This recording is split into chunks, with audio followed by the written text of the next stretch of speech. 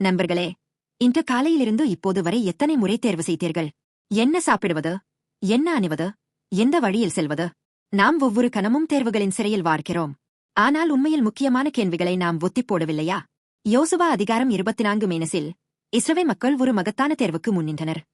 இன்று நீங்கள் யாரைச் சேவிக்கப் போகிறீர்கள் என்பதைத் தேர்ந்தெடுங்கள் ரூட். அவர்கள் இந்த அறிக்கையுடன் பதிலளித்தனர். நாங்கள் கர்த்தரைச் சேவிப்போம். ஏனென்றால் அவர்தான் எங்களை எகிப்தின் அடிமைத்தனத்திலிருந்து விடுவித்த தேவன்.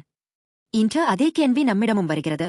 நாம் இன்னும் கண்ணுக்குத் தெரியாத அடிமைகளாகவே இருக்கிறோம்.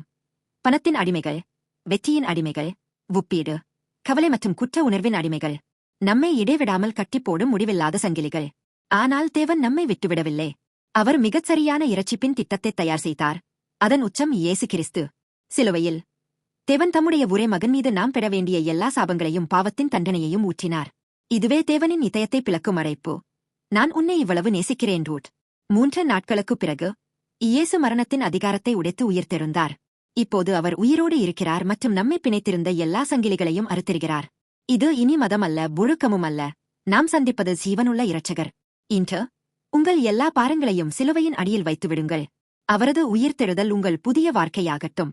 இந்த ஒரு அறிக்கையால் உங்கள் நித்திய விதி மாறலாம். இயேசுவே, நீ என் தேவன். நீ மட்டுமே என்னை உண்மையான சுதந்திரத்திற்கு அழைத்துச் செல்லும் இரட்சகர் ரூட். இப்போது உங்கள் வாயால் இந்த அறிக்கையைச் செய்வீர்களா? இன்று இயேசுவை உங்கள் வாழ்க்கையின் ஆண்டவராக அழைப்பீர்களா? கர்த்தர் இன்னும் உங்களுக்காக காத்திருக்கிறார்.